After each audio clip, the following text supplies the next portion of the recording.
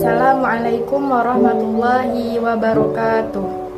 Perkenalkan, nama saya Tini Busriani, NIM 181121037. Saya dari jurusan Tarbiyah dan Keguruan, Program Studi Pendidikan Agama Islam. Pada kesempatan ini, saya akan menyajikan sebuah video untuk memenuhi tugas ujian tengah semester mata kuliah Media Pembelajaran PAI dengan dosen pengampu Bapak Muhammad Aufa Muiz, MAPD. Pada kesempatan ini, saya akan menyajikan sebuah video pembelajaran dengan mata pelajaran fikih dan praktik ibadah tentang materi zakat. Pada video pembelajaran ini, saya akan menyajikan sebuah video berbasis media pembelajaran interaktif atau MPI. Kenapa MPI?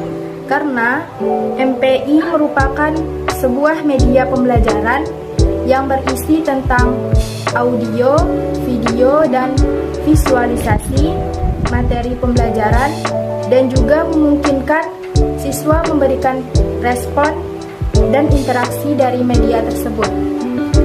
Sehingga hal ini membuat siswa lebih aktif dalam pembelajaran.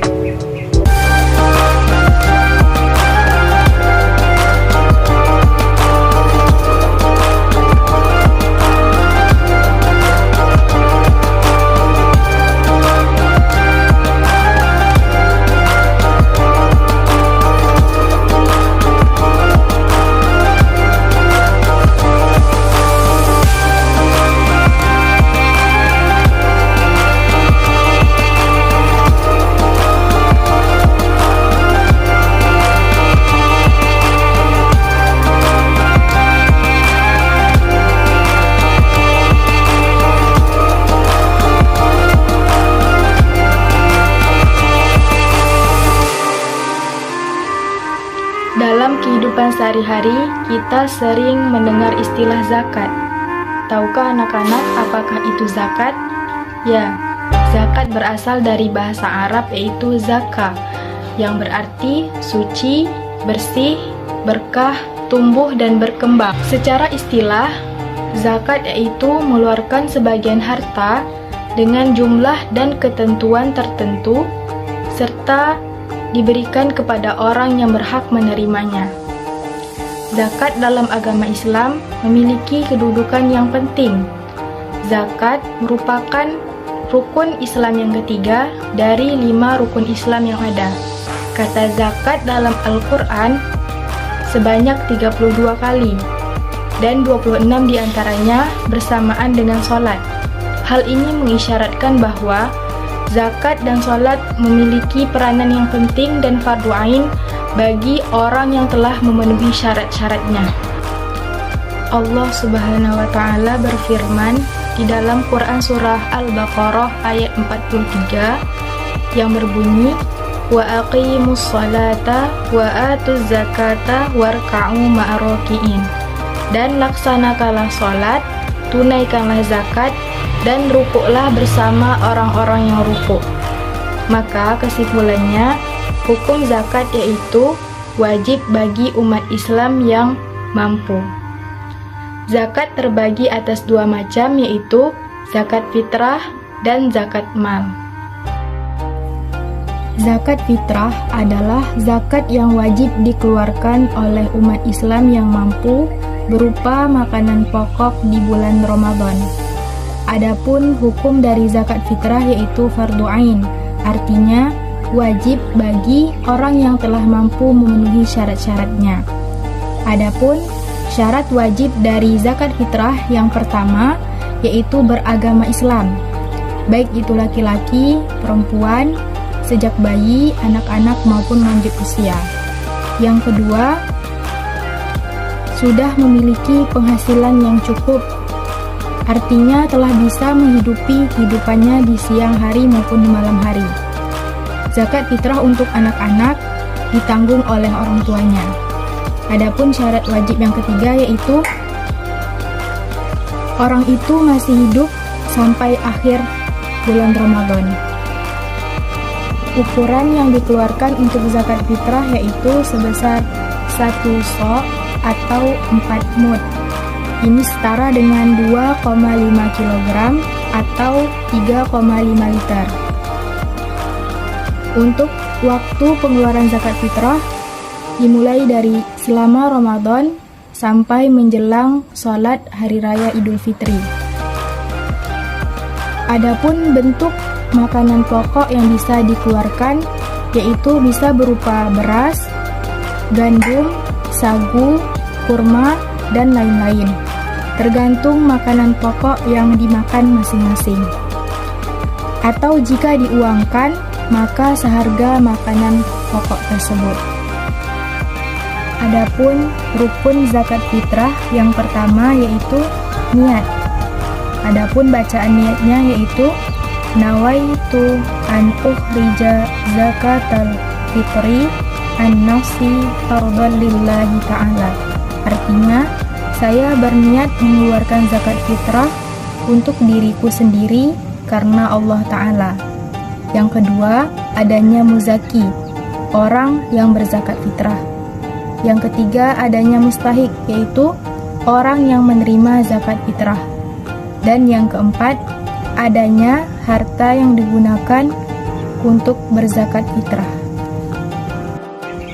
Zakat mal adalah mengeluarkan sebagian harta kekayaan tertentu yang dimilikinya apabila telah mencapai nisab. Nisab sendiri berarti jumlah batasan minimal kepemilikan harta tertentu dalam waktu 1 tahun. Adapun syarat wajib dari zakat mal yang pertama yaitu orang Islam, yang kedua pemilik harta telah balik dan berakal atau tidak gila, yang ketiga harta tersebut termasuk dari jenis-jenis harta yang wajib dizakati, dan yang keempat harta tersebut telah mencapai nisab dan haul. Kelompok orang yang menerima zakat disebut dengan mustahik.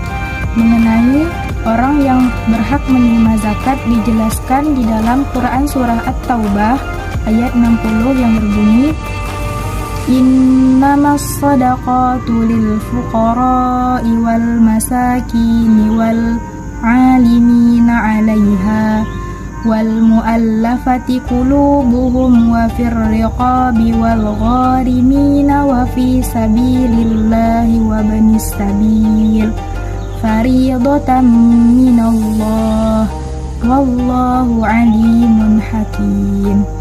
Artinya, sesungguhnya zakat itu hanyalah untuk orang-orang fakir, orang miskin, amil zakat yang dilunakkan hatinya atau mu'alaf, untuk memerdekakan hamba-hamba sahaya, untuk membebaskan orang-orang yang berhutang, untuk jalan Allah, dan untuk orang yang sedang dalam perjalanan sebagai kewajiban dari Allah. Allah mengetahui, Maha Bijaksana. Berdasarkan ayat tersebut, mustahik terdiri dari 8 golongan yang ditetapkan oleh Allah Subhanahu wa Ta'ala. Adapun 8 golongan tersebut, yang pertama fakir, yaitu orang yang hidupnya sengsara, tidak mempunyai harta maupun penghasilan untuk memenuhi kebutuhan pokoknya sehari-hari. Yang kedua, miskin, yaitu orang yang kehidupannya tidak cukup atau kekurangan. Harta dan penghasilannya hanya dapat memenuhi sebagian kecil dari kebutuhan pokoknya. Yang ketiga, amil, yaitu sekelompok orang atau badan tertentu yang mempunyai tugas mengumpulkan, mengelola, dan membagikan zakat.